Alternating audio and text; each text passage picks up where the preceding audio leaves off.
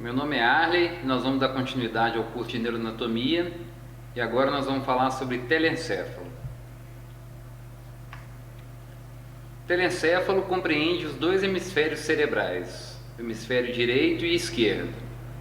Eles são separados pela fissura longitudinal do cérebro, cujo assoalho é formado por fibras comissurais, o corpo caloso, principal meio de união entre os hemisférios. Os hemisférios possuem cavidades, os ventrículos laterais direito e esquerdo, que se comunicam com o terceiro ventrículo através dos forames interventriculares. Cada hemisfério possui 3 polos: polo frontal, polo occipital e polo temporal. E possui 3 faces: superolateral, medial e inferior, ou base do cérebro. A superfície do cérebro apresenta depressões denominadas sulcos. Esses sulcos vão delimitar os giros. E os sulcos mais importantes são o sulco lateral, conhecido como sulco de Sylvius, e o sulco central, que é o sulco de Rolando. De modo geral, as áreas situadas adiante do sulco central relacionam-se com a motricidade, enquanto as áreas situadas posteriormente relacionam-se com a sensibilidade. Os sulcos cerebrais também delimitam os lobos cerebrais, que recebem sua denominação de acordo com os ossos do crânio com os quais se relacionam. Assim nós vamos ter os lobos frontal, temporal, parietal e occipital. Além desses, existe o 5º lobo, a ínsula, que fica situado profundamente no sulco lateral, sem relação com os ossos do crânio. Aqui a gente consegue ver o sulco central, que vai delimitar 2 giros, o giro pré-central e o giro pós-central. E aqui nós temos o sulco lateral. E aí abaixo do giro do sulco lateral nós vamos ter o giro temporal superior.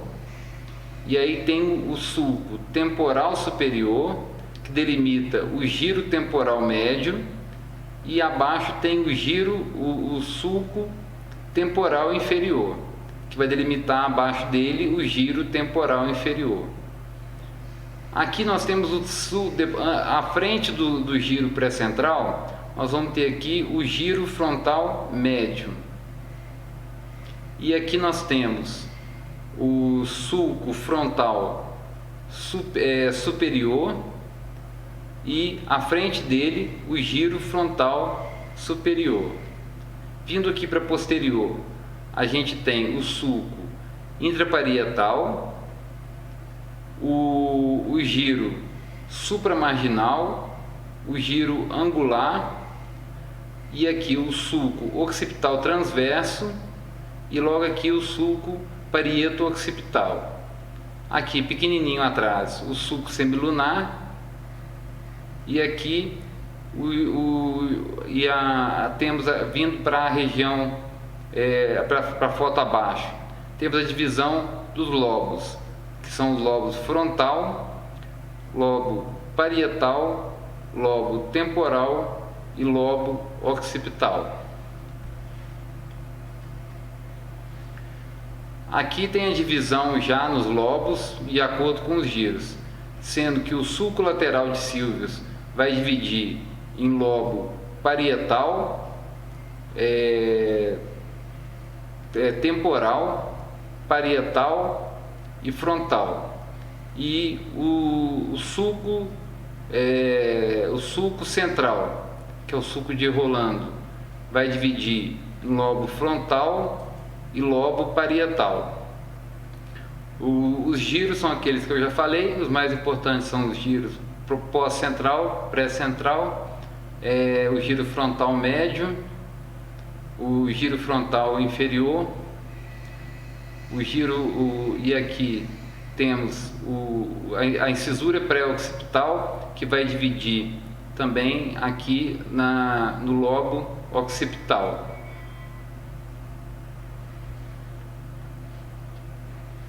Aqui na região medial a gente consegue ver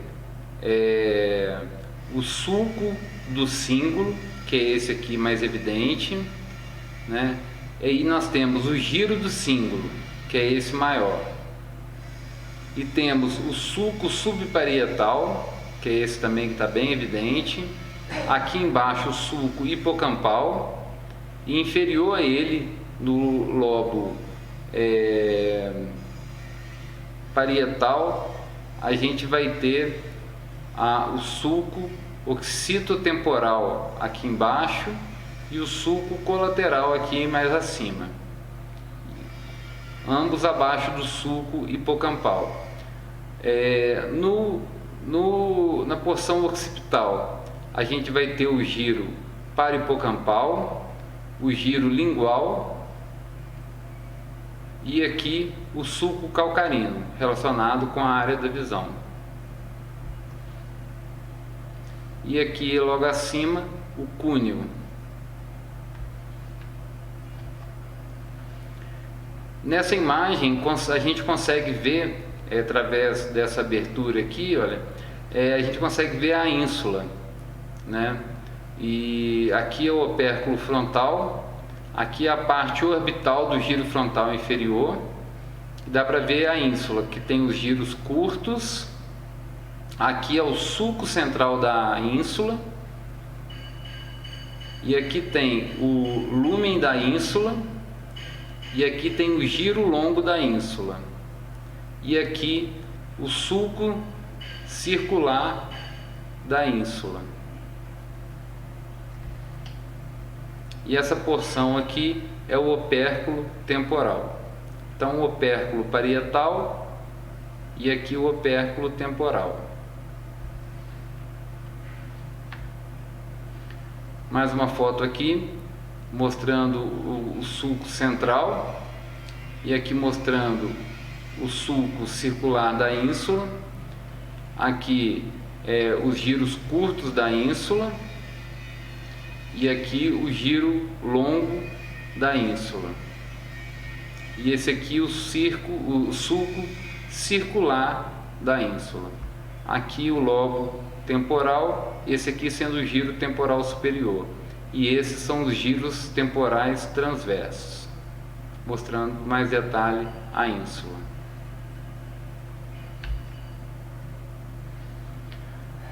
Aqui vai destacar alguns giros, que é o giro frontal medial, o sulco do cíngulo, que é esse importante aqui, e aqui o giro do cíngulo. Aqui mostra o lóbulo paracentral, o corpo caloso, que é essa comissura grande, o pré-cúneo, que é essa região daqui, o sulco parieto-occipital, que é esse aqui bem demarcado, o cúneo, essa região daqui, destaca aqui também a comissura abenular, que a gente havia estudado, a comissura posterior, aqui é o sulco calcarino, relacionado com a área da visão, e aqui o giro lingual, nessa posição aqui.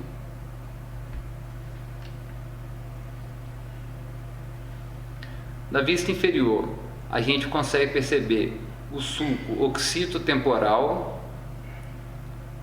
nessa posição aqui, esse daqui, o sulco colateral, que é esse daqui, o giro parahipocampal, que é esse que percorre essa região aqui, o giro occipitotemporal medial, que é este daqui, e aqui é o polo occipital, que é o polo relacionado com a área da visão. Anteriormente, a gente tem o polo temporal, tendo os giros orbitais, que são esses, os sulcos orbitais, que são esses sulcos daqui, o sulco olfatório, relacionado com o trato olfatório, aqui a continuação com o nervo olfatório, o giro reto, que é este aqui, medialmente, e essa porção sendo o polo frontal.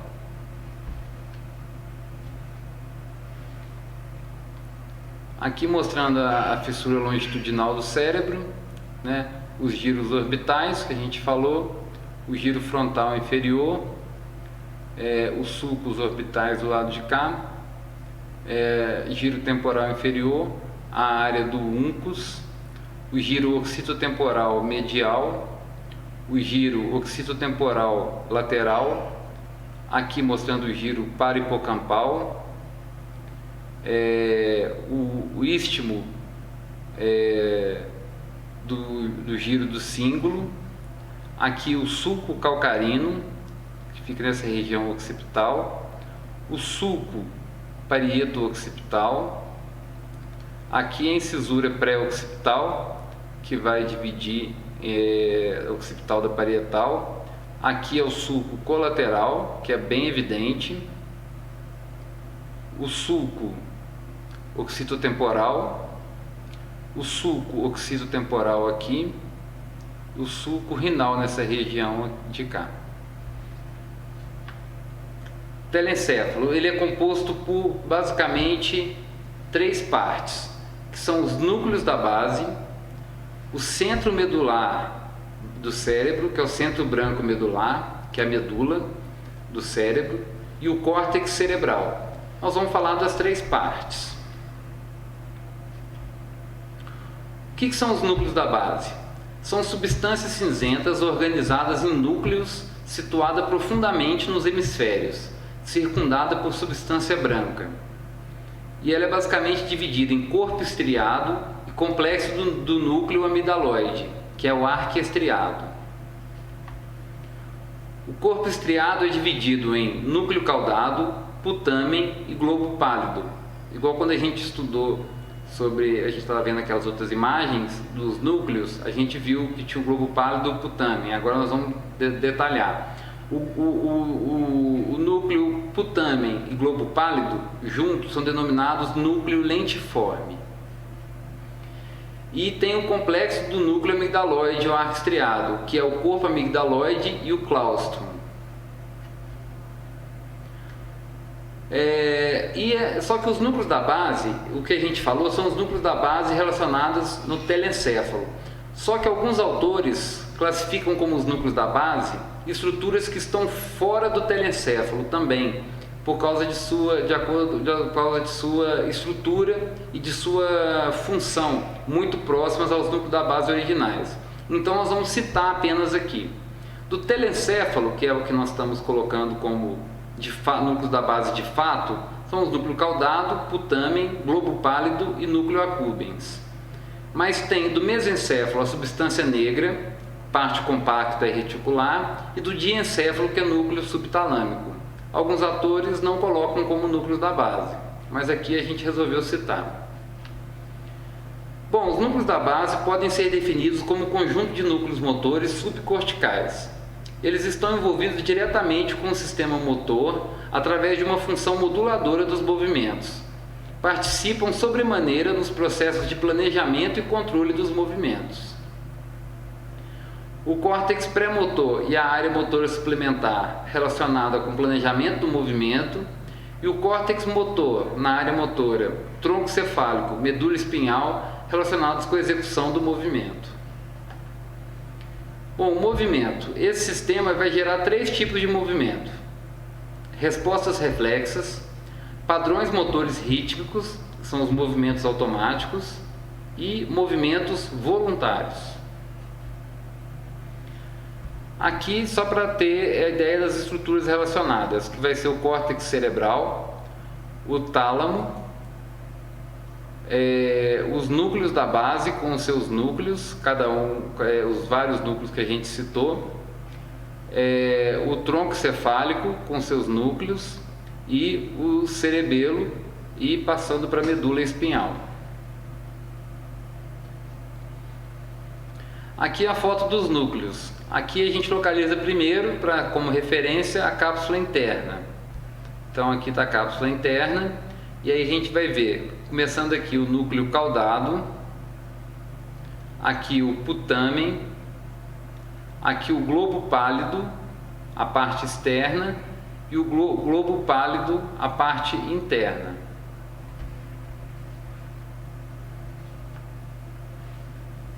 Nessa imagem a gente consegue ver de novo cápsula interna Então, putamen, globo pálido, parte externa, globo pálido, parte interna. Aqui tem o núcleo subtalâmico e aqui tem a substância negra. Aqui já fica o corpo mamilar.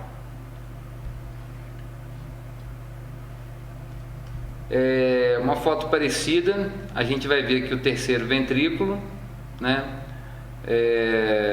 Aqui o joelho da cápsula interna, né? A cápsula interna passando aqui, e aí a gente tem aqui a cápsula interna, aqui a cápsula externa. Nós vamos ter o claustro, que é essa região mais posterior, depois o putamen, depois o globo pálido lateral e o globo pálido medial. E aqui nós vamos ter o núcleo anterior do tálamo e aqui a lâmina medular interna do tálamo. E aqui o núcleo caudado. Aqui é a cauda e aqui o núcleo anterior do tálamo.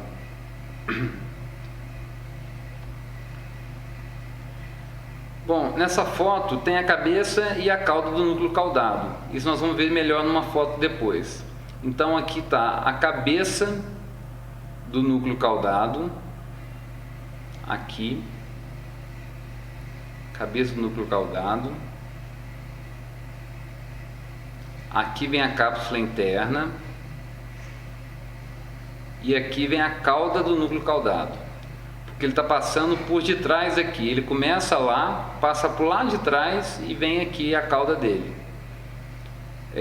Aqui a gente tem o terceiro ventrículo aqui no meio e nós temos o putamen e aqui tem o globo pálido na porção medial e lateral, que é o núcleo lentiforme. Então, o núcleo lentiforme e putamen. Aqui para entender por que a gente estava vendo no lugar a cabeça e no lugar a cauda. Porque o núcleo caudado, ele tem a cabeça e a cauda. Então, quando a gente estava vendo a imagem assim, olha, passava assim, a gente via uma parte assim, depois via outra parte aqui, por causa disso. Porque ele tem essa forma, vamos dizer, semicircular. Por isso a gente não conseguia ver. Então, aqui fica no meio o núcleo lentiforme, que é o globo pálido, medialmente ao putamen, né, que é o núcleo lentiforme. Aí tem a cabeça do caudado, o corpo do caudado e a cauda. Então a gente passava, quando está naquele faz um corte assim, a gente vê a cabeça e a cauda. Então por isso que a gente vê duas posições diferentes. E aqui é o pulvinar do tálamo, fazendo uma relação direta. Aqui o corpo geniculado medial e o corpo geniculado lateral. E mais aqui na frente o corpo amigdaloide. Essa foto consegue ilustrar bem, olha. Aqui é o putamen, aqui é a amígdala, aqui é a cauda do núcleo caudado e aqui é a cabeça do núcleo caudado. E ele faz isso. Ele faz isso. Então, quando cortava assim, a gente via só uma parte de cá e uma parte de cá. Então, aqui a gente consegue ter a dimensão. A gente vê a cauda e a cabeça. E no meio, o putamen.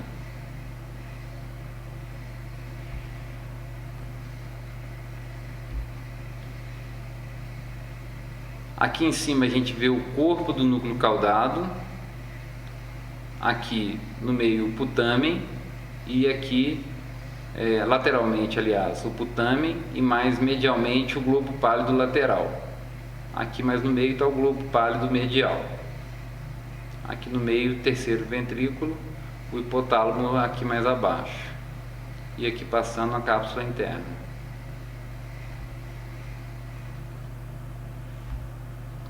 Nesse corte a gente vê a cauda do núcleo caudado aqui e o corpo temporal do ventrículo lateral. Aqui a gente vê o corpo geniculado lateral, o corpo amigdaloide aqui e ver a substância negra aqui e ver o pedúnculo cerebral aqui e o colículo superior nessa região. Então dá para a gente ter ideia dessa região aqui pelo desenho, como é que a gente localiza os núcleos. Essa aqui mostra a irrigação dos núcleos, que vai ser pela artéria cerebral média e a artéria central anterolateral. E a drenagem vai ser pela veia cerebral profunda e veia cerebral interna. Vão ser essa a irrigação e a drenagem venosa. Isso aqui mostra a complexidade das conexões do núcleo da base, que vão ser da substância negra, tanto da parte compacta quanto a parte reticular, vai passar do hipotálamo, vão passar pelo hipotálamo, para o tálamo, onde vai passar para os núcleos, dos núcleos vão passar para o núcleo caudado, o claustro e o putamen e o globo pálido. E dessas relações eles vão passar para o córtex cerebral. E aí, entre eles, havendo várias conexões, com projeção cortical, córtico estriatal, estriatal e palidal. Agora nós vamos falar do centro branco medular do cérebro. É uma área de substância branca de forma oval, constituído de fibras mielínicas, composto por axônios aferentes e eferentes em relação ao córtex. Vão levar informações da periferia para o córtex e comandos corticais para o próprio córtex ou subcorticais.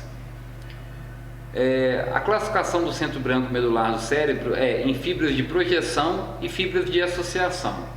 E as fibras de associação se dividem em intrahemisféricas e interhemisféricas. As fibras de projeção ligam o córtex a centros subcorticais. Essas fibras agrupam-se para formar o fórnix e a cápsula interna, que a gente já estudou. O fórnix liga o hipocampo aos núcleos mamilares do hipotálamo. Então o fórnix vai ligar o hipocampo, que tem relação com a memória e o circuito de Papez, aos núcleos mamilares do hipotálamo, integrando o circuito de Papez, parte do sistema límbico.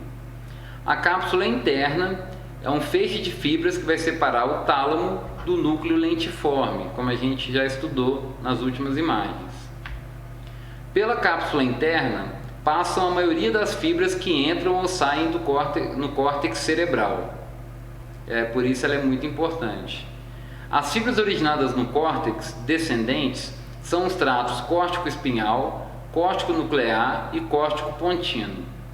As fibras que passam na cápsula interna se dirigem ao córtex, vêm do tálamo, sendo denominadas radiações. Então as fibras do que passam pela cápsula interna vêm do tálamo. Entre as radiações temos a radiação óptica e a auditiva, que vão para os corpos geniculados.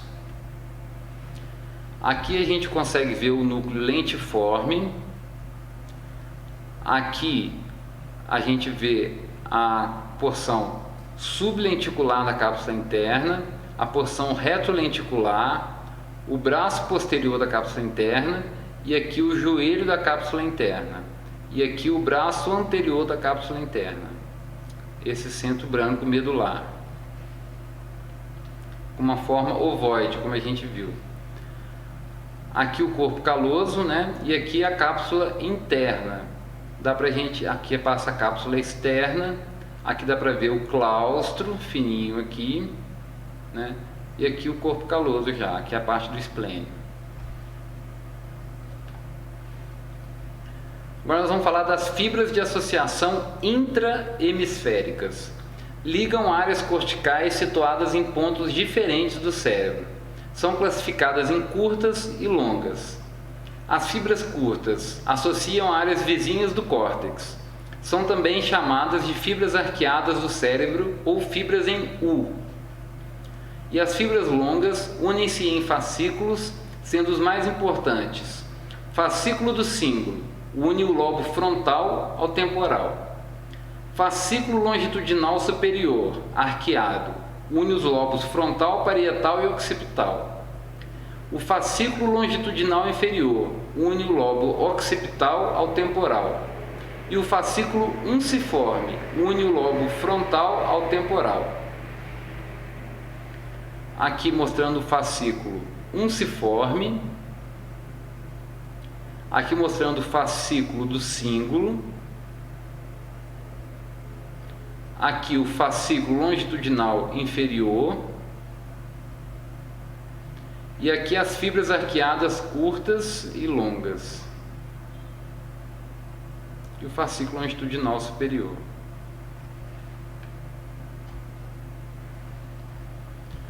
Aqui dá para perceber a radiação óptica. Aqui o putamen, o fascículo uncinado e aqui o fascículo longitudinal superior. Aqui o centro branco medular do cérebro. Agora as fibras de associação interhemisféricas também ligam áreas corticais situadas em pontos diferentes do cérebro. São também chamadas de fibras comissurais. Fazem união entre áreas simétricas dos dois hemisférios. Agrupam-se para formar as três comissuras do telencéfalo. Quais são as três comissuras? Comissura do fórnix, comissura anterior e corpo caloso. Comissura do fórnix, vamos falar das três. É pouco desenvolvida no homem, formada por fibras que se dispõem entre as duas pernas do fórnix. Estabelecem conexão entre os dois hipocampos. Então, o fórnix está relacionado com o hipocampo. Comissura anterior. Possui uma porção olfatória que liga os bulbos e tratos olfatórios. Possui também uma porção não olfatória que estabelece a união entre os lobos temporais. A gente chegou a ver na aula de nervos cranianos que a comissura anterior tem relação com a via olfatória. E o corpo caloso, que é a maior das comissuras, e também o maior feixe de fibras do sistema nervoso. Estabelece relações entre áreas corticais simétricas dos dois hemisférios, exceto do lobo temporal, que são unidas pelas fibras da comissura anterior. Permite a transferência de conhecimento e informações de um hemisfério para o outro, fazendo com que funcionem harmonicamente. Aqui vai mostrar a comissura anterior,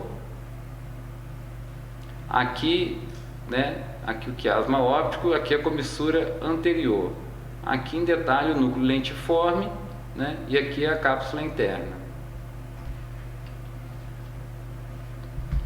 Aqui a gente consegue ver, aqui tem o hipotálamo, aqui tem a coluna do fórnix, aqui está o tálamo, e aqui está o corpo do fórnix. Aqui está a crura do fórnix. Aqui o fórnix. Essa região aqui é o hipocampo. Aqui fica a comissura posterior. E aqui fica a comissura anterior.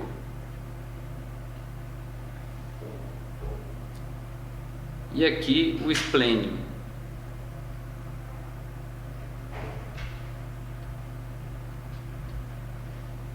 Essa foto é bem didática, porque ela mostra aqui, aqui em destaque o bulbo olfatório, aqui o corpo caloso. Olha, o corpo caloso fazendo, um órgão comissural fazendo a ligação entre áreas simétricas dos dois hemisférios, que é essa porção aqui, a maior delas. Dá para perceber que ela é a mais evidente aqui. Tem também a comissura anterior, que é essa porção aqui, comissura anterior, e tem a comissura do fórnice, ou fórnix, que é essa daqui, que faz essa ligação entre ambos os hemisférios. Córtex cerebral. É a fina camada de substância cinzenta que reveste o centro branco medular do cérebro. É uma das partes mais importantes do sistema nervoso central. A ele chegam informações de diferentes características. São informações visuais, auditivas, táteis, dolorosas, gustatórias, olfatórias e outras provenientes da periferia.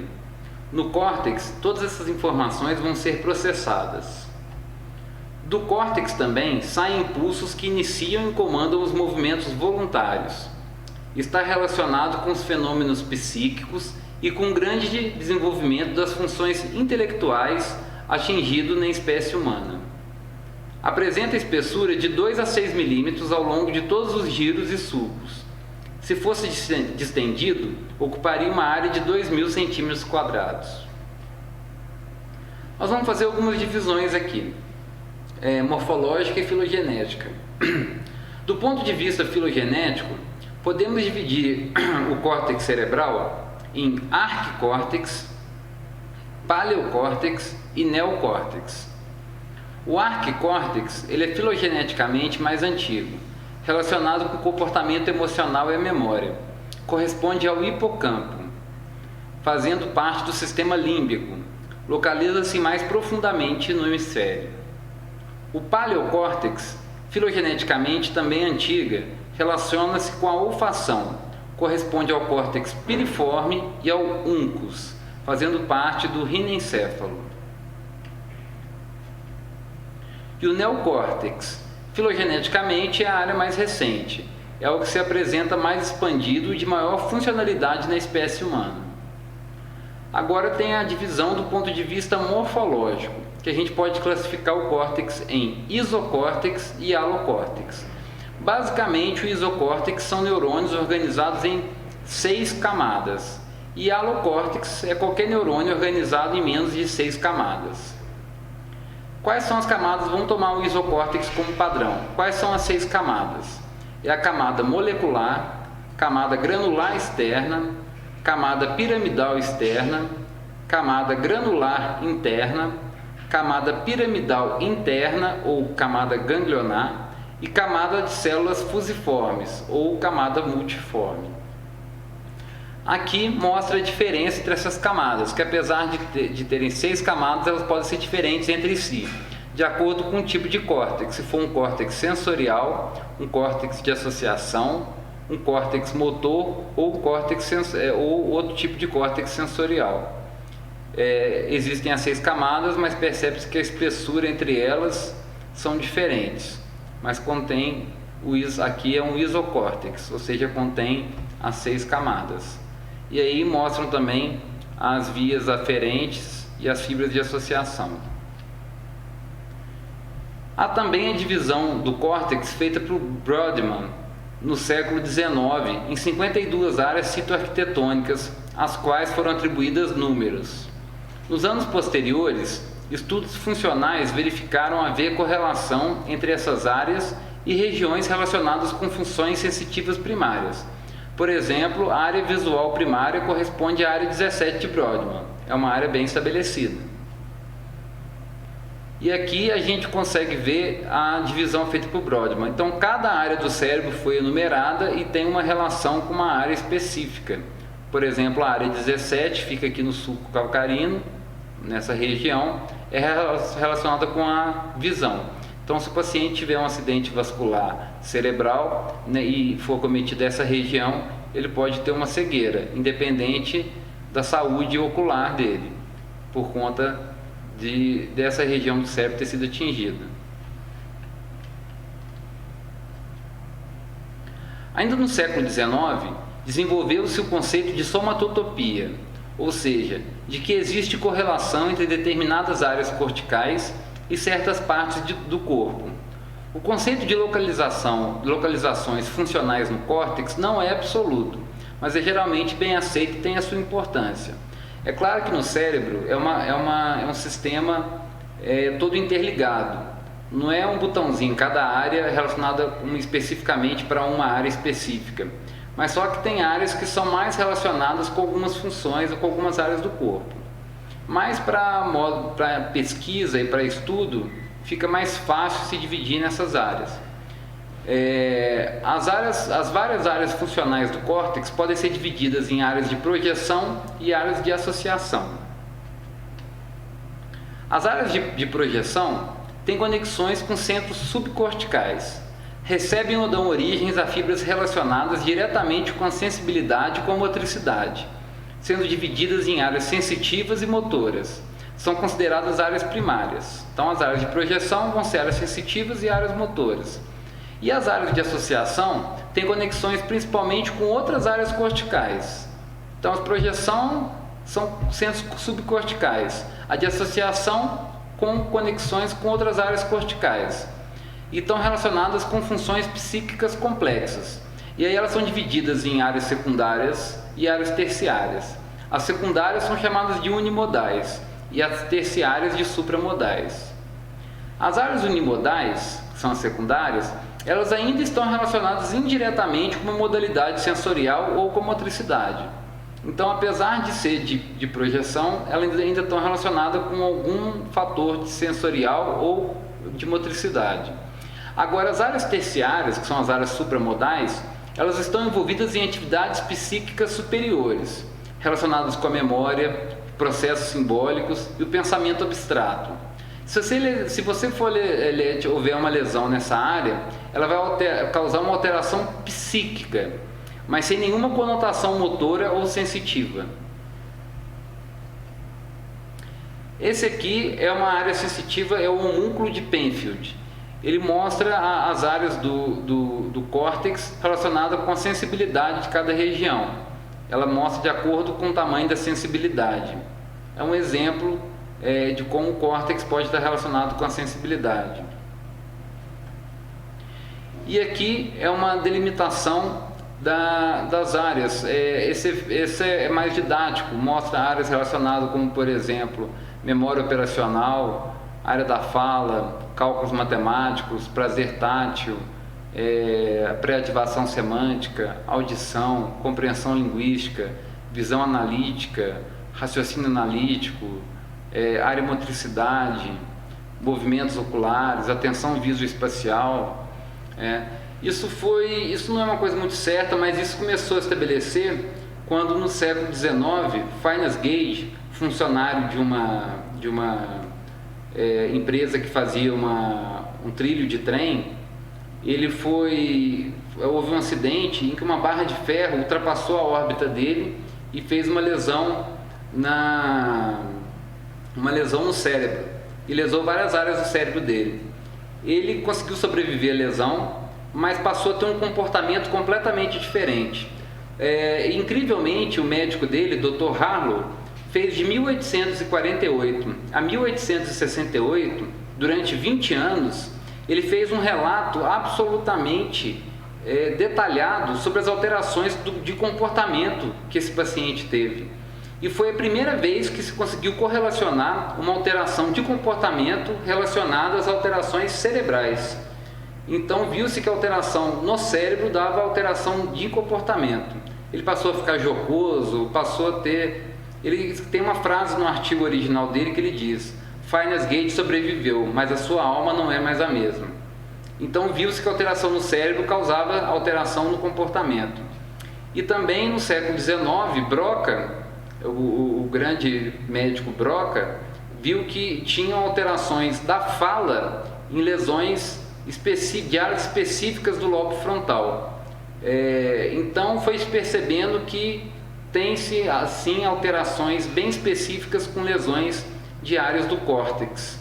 E isso tem estudos hoje feitos principalmente por grupos como Randall Frank, como Hannah Damasio, que conseguem delimitar quais áreas estão relacionadas com alterações de comportamento, com estudos de ressonância magnética funcional, e isso hoje está bastante em voga nos estudos de neurociência.